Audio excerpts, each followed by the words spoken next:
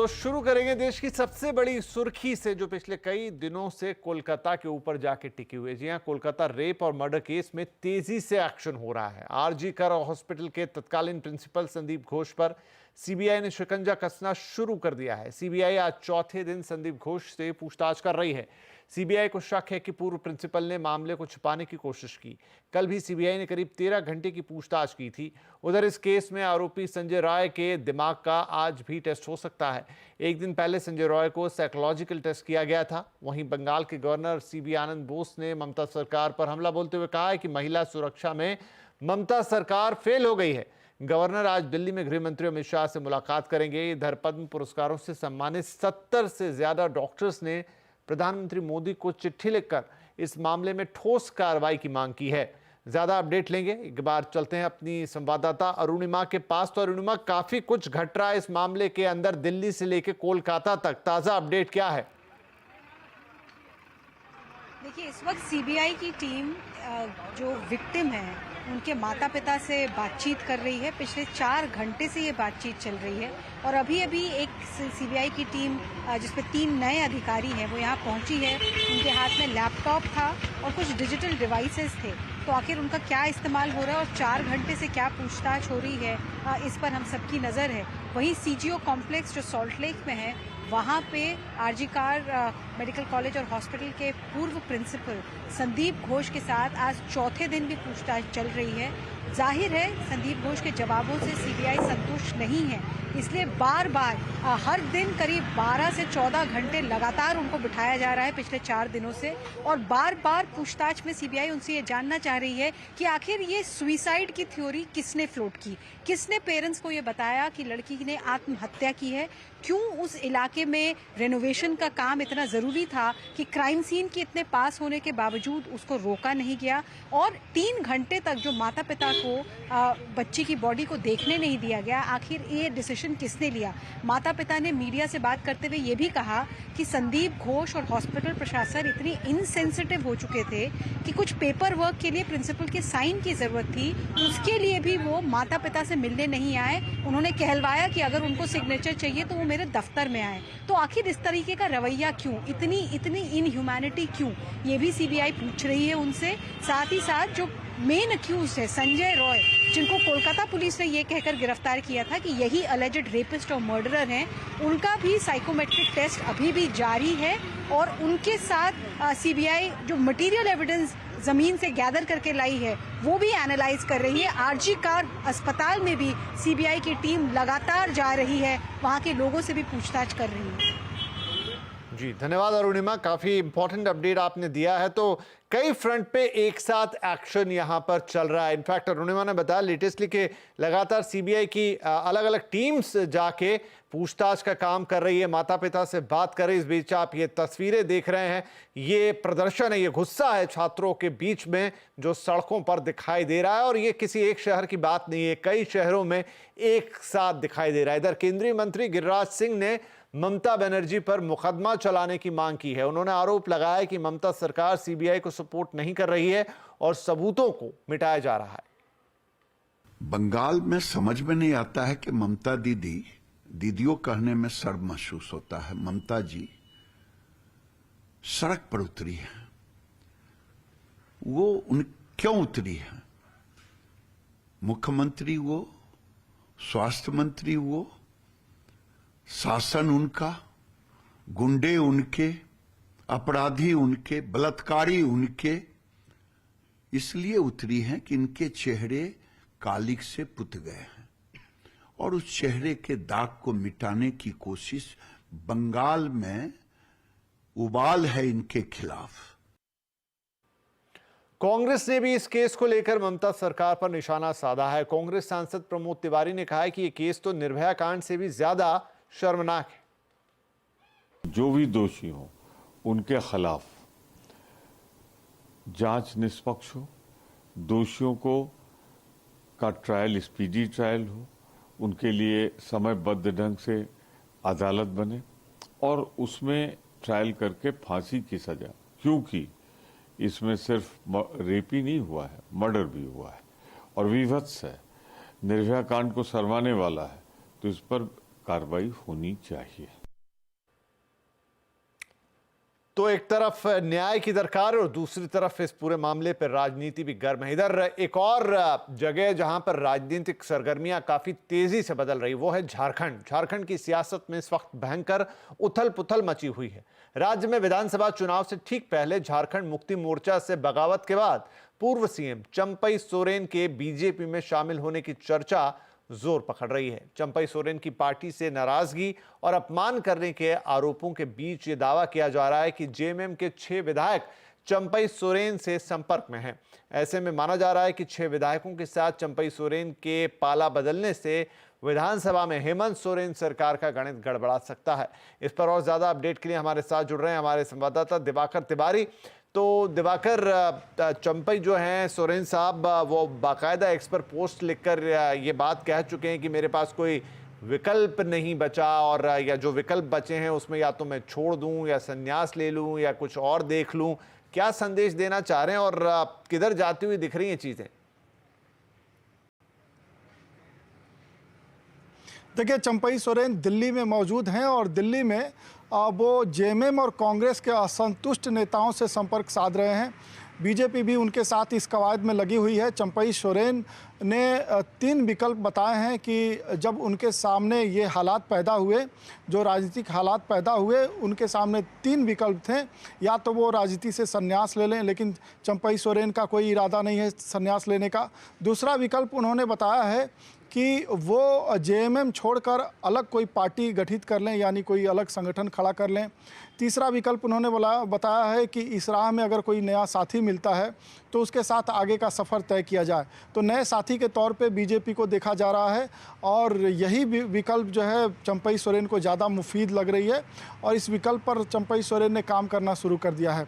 सूत्र बता रहे हैं कि चंपई सोरेन के संपर्क में करीब आधा दर्जन विधायक है, यानी कि 5 से 6 विधायक जो है चंपई सोरेन के संपर्क में हैं। अभी उस पर बातचीत चल रही है और बीजेपी के जो शीर्ष नेता हैं, टॉप लीडरशिप की बातचीत चल रही है और चंपई सोरेन अभी दिल्ली में जमे हुए हैं। ये बताया जा रहा है कि दिल्ली से कल देर शाम वो रांची वापस लौटेंगे। अब चंपई सोरेन जो है बीजेपी में कब शामिल होंगे, उनके शामिल होने की तारीखों को लेकर काफ़ी चर्चा हो रही है और बीजेपी को तय करना है कि क्या चंपई सोरेन को अभी बीजेपी में लाना सही वक्त है या चुनाव की तारीखों के ऐलान के बाद जो है चंपई सोरेन। अगर एक बड़ा सवाल और ये होगा कि कहा यह जा रहा है कि इनके साथ 6 और विधायक हैं, अगर वो चले जाते हैं, ऐसी कोई घटनाक्रम सामने आती है तो क्या यहाँ हेमंत सोरेन की सरकार खतरे में आ जाएगी? देखिए, अभी फिलहाल हेमंत सोरेन की जो पार्टी है जेएमएम, सरकार में शामिल 3 दल हैं, जेएमएम, कांग्रेस और आरजेडी। तो जेएमएम के पास 26 विधायक हैं। अगर 6 विधायक बाहर आते हैं तो उनके पास 20 विधायक बचते हैं। फिर उसके बाद कांग्रेस आती है, कांग्रेस के पास 17 विधायक हैं। कांग्रेस के 17 विधायक इंटैक्ट रहते हैं तो इस सरकार पर कोई असर नहीं पड़ेगा। लेकिन जब ये विधायकों के टूटने का सिलसिला शुरू होता है और ये बात कांग्रेस तक आती है, क्योंकि कांग्रेस में भी बड़ी तादाद में लोग असंतुष्ट हैं, विधायक जो है असंतुष्ट हैं। अगर कांग्रेस के असंतुष्ट विधायकों को भी बीजेपी साधने में सफल रही तो फिर इस सरकार पर संकट आ सकता है। लेकिन फिलहाल अभी जो नंबर्स हैं, क्योंकि जो झारखंड विधानसभा का स्ट्रेंथ है वो 81 का है, 81 में 7 सीटें खाली हैं तो 74 है। उस लिहाज से 37-38 विधायकों की ज़रूरत होती है सरकार चलाने के लिए। तो सरकार चलाने के लिए अभी मौजूदा समय में अगर चंपई सोरेन और उन 6 विधायकों की जो चर्चा हो रही है, अभी जो प्रेजेंट सिनेरियो है उसमें कुल मिला के 43-44 एमएलए जो है इस सरकार के साथ हैं। तो कंफर्ट मेजॉरिटी है, लेकिन जैसे ही विधायक निकलना शुरू होंगे तो इस सरकार के लिए संकट का सबब होगा। जी दिवाकर, बहुत शुक्रिया, दोनों ही पॉइंट एनालाइज कर दिए आपने। तो इधर चंपई सोरेन किस तरफ जाके बैठेंगे, कब बैठेंगे, ये थोड़ा सस्पेंस रहेगा और दूसरी तरफ 6 विधायक अगर गए भी तो गणित फिलहाल तो ऐसा नहीं है कि एकदम ही हेमंत सरकार संकट में आ जाए। बहुत शुक्रिया इस अपडेट के लिए। इधर चंपई सोरेन के बागी तेवर पर बीजेपी जहां उनके साथ खड़ी दिख रही है तो जेएमएम कह रही है कि हेमंत सोरेन सरकार के लिए कोई खतरा नहीं है। उनका दोष यही है कि उन्होंने सड़क से लेकर सदन तक कहा कि झारखंड में डेमोग्राफी चेंज हो रहा है, आदिवासी की संख्या गिर रही है, हमारी बेटियों के साथ रोहिंग्या और बांग्लादेशी अवैध रूप से रह रहे हैं और हमारी बेटियों के साथ शादी कर रहे हैं, उनके बच्चे मुसलमान बन रहे हैं। लेकिन हेमंत सोरेन धृतराष्ट्र की तरह वोट बैंक की राजनीति के तहत चुपचाप सुनते और देखते रहे। सभी विधायकों ने आनन फानन में तुरंत इसका खंडन किया ऑडियो वीडियो मैसेज के द्वारा और पूरी मजबूती के साथ झारखंड मुक्ति मोर्चा में रहने की बात कही। सभी को पता है झारखंड मुक्ति मोर्चा एक परिवार है और उस परिवार के सभी सदस्य को सम्मान मिलता है और झारखंड की जनता भी झारखंड मुक्ति मोर्चा को देखना चाहती है। इसलिए कहीं कोई विधायक का कोई इशू नहीं है, सभी इंटैक्ट है, सभी पार्टी के साथ हैं।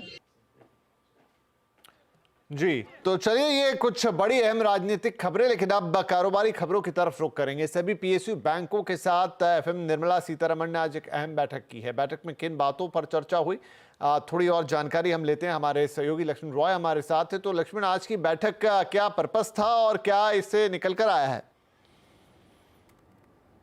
देखिए, दरअसल इस बैठक का मुख्य मकसद तो ये था कि जो एक नियमित तौर पर वित्त मंत्री सरकारी बैंकों की फाइनेंशियल परफॉर्मेंस की समीक्षा करती है, लेकिन ये बैठक ऐसे समय में की जा रही थी जब सरकारी बैंकों के सामने एक सबसे बड़ी चुनौती ये है कि लोग कर्ज ज़्यादा ले रहे हैं, बैंकों में पैसा कम डाल रहे हैं, जिसको हम लोग क्रेडिट डिपॉजिट रेशियो कहते हैं, वो एक चुनौती बनी हुई है।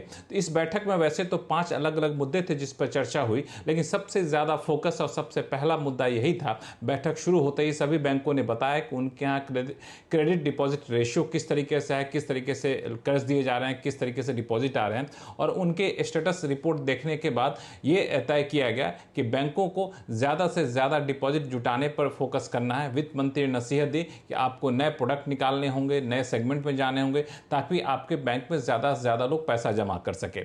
दूसरा जो महत्वपूर्ण मुद्दा था वो ये कि जब बैंकों ने अलग अलग मापदंड पर अपने फाइनेंशियल कंडीशन की तस्वीर पेश की तो वहाँ पर राहत की बात निकल कर आई। वित्त मंत्री ने उनके फाइनेंशियल कंडीशन पर काफ़ी ज़्यादा संतोष जताया। तीसरी चीज़ जिससे हम आप रोज़ाना रूबरू होते हैं वो है साइबर सिक्योरिटी। साइबर सिक्योरिटी को लेकर लगातार हर रिव्यू मीटिंग में वित्त मंत्री की तरफ से नसीहत दी जा रही थी। तो बैंकों ने बताया कि आखिर उन्होंने क्या क्या कदम उठाए हैं और आगे क्या कदम उठाएंगे, कदम उठाने से साइबर क्राइम कितना ज़्यादा रुका है, इसका एक रिपोर्ट यहाँ पे पेश किया गया। साथ ही साथ ये भी देखा है कि जो बैड लोन जो खरीदे गए NARCL की तरफ से वो किस हद तक सफल हो पा रहा है। उन बैंक उस बैड लोन के एवज में ली गई बैंक गारंटी इनकैश करे कितना पैसा जुटाया जा रहा है, ये सब बातें चर्चा हुई। एक और महत्वपूर्ण बात, जो सरकारी योजनाएं हैं, PM आवास योजना, PM सूर्यघर योजना, PM विश्वकर्मा योजना, इसके तहत बैंकों ने किस तरीके के क्रेडिट दिए, इस पर भी चर्चा हुई। ये सारी बैठकें 1 बजे तक लगभग खत्म हो गई थी। उसके बाद 3 बजे से रीजनल रूरल बैंक की तरफ के साथ वित्त मंत्री की बैठक हुई। उस बैठक में सरकारी बैंकों के PSU CEO और MD शामिल है। ग्रामीण क्षेत्रों में किसान में एग्रीकल्चर क्रेडिट को लेकर इस बैठक में खास तौर से चर्चा हो रही है। जी, बहुत शुक्रिया लक्ष्मण इस अपडेट के लिए। चलिए अब बात कर लेते हैं बाजार की। आज हफ्ते का पहला कारोबारी दिन था और बाजार एक सीमित दायरे में ही कारोबार करता हुआ दिखाई दिया। शुक्रवार की जोरदार तेजी के बाद आज बाजार ने थोड़ा सुस्ताने का काम किया है। थोड़ा अपडेट लेंगे और ज्यादा हमारे साथ है हमारे सहयोगी सुमित मल्होत्रा। सुमित, तो क्या हाइलाइट्स रहे आज बाजार के? देखिए, आज भारतीय बाजारों में वैसे तो दायरे के अंदर ही कामकाज था। चाहे निफ्टी, सेंसेक्स, निफ्टी बैंक को देखें, तीनों एक रेंज के अंदर ही कामकाज करता है, लेकिन मेजर एक्शन आपको दिखाई पड़ेगा आज ब्रॉडर मार्केट्स में, यानी कि मिड कैप स्मॉल कैप में, जहां पे खरीदारी थी। मिड कैप 0.5% ऊपर और मोर लेस स्मॉल कैप करीब 1.5% के आसपास की बढ़त के साथ कामकाज कर रहा था। आज बाइंग थी मेटल में, आज बाइंग थी IT में, स्पेशली TCS जैसे शेयर जो कि अपने ऑल टाइम हाई पे पहुंचे। PSU बैंकिंग बास्केट में एक अच्छी खरीदारी वहां देखने को मिली। प्राइवेट बैंक्स आज बैकफुट पे थे। ऑयल एंड गैस में खरीदारी देखने को मिल रही थी। थोड़ी बहुत बिकवाली आज ऑटो स्पेस में थी। महिंद्रा एंड महिंद्रा, बजाज जैसे शेयर जो कि प्रेशर में कामकाज कर रहे थे, लेकिन ओवरऑल एक अच्छा सेशन, जबकि selective stock specific story market में कामकाज करते हुए दिखाई पड़ रही थी। तो आप कह रहे हैं सिलेक्टिव स्टॉक स्पेसिफिक स्टोरी। कैसा रहा आज ये पूरा कारोबार? देखिए, आज कुछ अगर निफ्टी के टॉप गेनर्स की बात की जाए तो आज सबसे पहले जो नाम शुमार होगा वो होगा हिंडाल्को का। एक अच्छी बाइंग मेटल स्पेस में हिंडाल्को में थी। BPCL, Shriram finance, Tata steel, यहाँ पे खरीदारी देखने को मिली। गिरने वाले शेयरों में आज नाम था M&M का। फ्राइडे की तेजी के बाद profit taking Bajaj auto, IndusInd bank, axis bank करीब 1.5 से लेकर 2.5% तक नीचे रहे। मिड कैप के चढ़ने वाले शेयरों में वोल्टास 5% ऊपर, डिलीवरी 4% ऊपर, पिरामल एंटरप्राइज 4% ऊपर, डिक्सन टेक करीब 3-3.5% की बढ़त यहां देखने को मिली। गिरने वाले शेयरों में माजगांव डॉक 5% नीचे, कल्याण ज्वेलर्स 4% नीचे, एपीएल अपोलो 4% नीचे और पीबी फिनटेक करीब 2.5% के आसपास बिकवाली यहां देखने को मिली।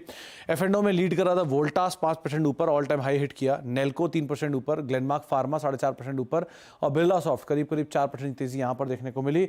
गिरने वाले शेयरों में एम&एम, मैक्स फाइनेंशियल, पीआई इंडस्ट्रीज और जुबिलेंट फूड जहां पर प्रॉफिट टेकिंग देखने को मिली। आज दिन था पीएसयू बैंकिंग बास्केट का, तो उसमें आज Punjab and Sindh bank, central bank of India, UCO bank, union bank सब में 2.5 से लेकर 5.5% तक की खरीदारी बनते हुए दिखाई पड़ी। तो एक अच्छा सेशन, लेकिन सेलेक्टिव स्टॉक्स के ऊपर कामकाज होता दिखाई पड़ा। जी सुमित, बहुत शुक्रिया इस मार्केट अपडेट के लिए। और लगे हाथों आपको एक अच्छी खबर भी बता देते हैं। सीएनबीसी आवाज़ आपके लिए जो मार्केट गुरुकुल लेकर आ रहा है 31 अगस्त और 1 सितंबर को, वहां पर पार्टिसिपेट करने के लिए अभी भी आपके पास खास ऑफर मौजूद है जो हम इंडिपेंडेंस डे पर लेकर आए थे। लेकिन जिस तरह का रिस्पॉन्स है, ये ऑफर और आगे बढ़ा दिया गया है, जहां आपको रजिस्ट्रेशन पर मिल रहा है पूरा 30% का डिस्काउंट। तो जल्दी कीजिए, ये कहीं ऑफर आपके हाथ से ना निकले। कूपन कोड है freedom30, इस्तेमाल कीजिए और इस मौके का फायदा उठाइए।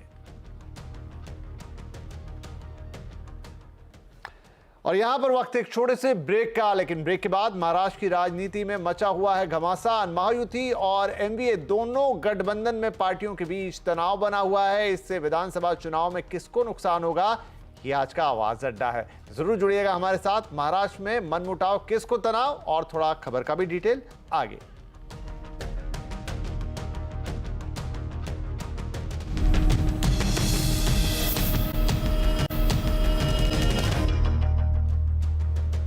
Welcome back. आवाज समाचार में अब कुछ और खबरें। देश भर में आज रक्षाबंधन का त्योहार बड़ी धूमधाम से मनाया जा रहा है। बहनें अपने भाइयों की कलाई पर रक्षा सूत्र बांध रही हैं। प्रधानमंत्री नरेंद्र मोदी ने भी आज दिल्ली में स्कूल के बच्चियों से राखी बंधवाई। उन्होंने सोशल मीडिया प्लेटफॉर्म एक्स पर पोस्ट करके रक्षाबंधन की बधाई भी दी। जम्मू कश्मीर और अटारी बॉर्डर पर भी बहनों ने जवानों को राखी बांधी। ओडिशा के पुरी में मशहूर सैंड आर्टिस्ट सुदर्शन पटनायक ने अद्भुत कलाकृतियों के साथ रक्षाबंधन की शुभकामनाएं दी। राष्ट्रपति द्रौपदी मुर्मू ने भी राखी का त्योहार मनाया। राष्ट्रपति मुर्मू ने एक्स पर पोस्ट करके देशवासियों को रक्षाबंधन की शुभकामनाएं दी हैं। उन्होंने महिलाओं के हितों, अधिकार और सम्मान को लेकर कहा है कि ये त्योहार हमारी महिलाओं के अधिकारों की रक्षा के लिए हमारे संकल्प को मजबूत करने का काम करता है। नेता प्रतिपक्ष राहुल गांधी ने भी बहन प्रियंका गांधी के साथ सोशल मीडिया साइट एक्स पर तस्वीर पोस्ट की है और सभी देशवासियों को रक्षाबंधन की बधाई दी है। देश के रक्षा मंत्री राजनाथ सिंह ने भी रक्षाबंधन का त्योहार मनाया। दिल्ली के सविंद गुरुकुलम गर्ल सैनिक स्कूल की छात्राओं ने राजनाथ सिंह को राखी बांधी। राष्ट्रीय सैनिक संस्थान की ऊषा राणा ने भी रक्षा मंत्री को उनके आवास पर राखी बांधी। इधर देश में अलग अलग राज्यों के मुख्यमंत्रियों ने भी राखी बंधवाई है। मध्य प्रदेश के मुख्यमंत्री मोहन यादव और राजस्थान के मुख्यमंत्री भजनलाल ने राखी के अवसर पर अपनी कलाई पर राखियां बंधवाई। ओडिशा के मुख्यमंत्री मोहन चरण मांझी ने स्कूल में बच्चों से राखियां बंधवाई। असम के मुख्यमंत्री हेमंत बिस्वा शर्मा समेत त्रिपुरा के सीएम मणिका साहा ने भी महिलाओं से राखी बंधवाई। हरियाणा के मुख्यमंत्री नायब सिंह सैनी ने भी अपने घर पर राखी का त्योहार मनाया। ओडिशा सरकार ने महिलाओं को पीरियड लीव देने का ऐलान किया है। ऐसी व्यवस्था बिहार और केरल में भी मौजूद है। तो क्या वक्त आ गया है कि अब पूरे देश में पीरियड लीव मिलनी चाहिए महिलाओं को? आज इस सेंसिटिव टॉपिक पर कंज्यूमर अड्डा में एक सेंसिटिव बहस होगी शाम 5:57 पर। जरूर जुड़िएगा। पीरियड लीव, वक्त आ गया।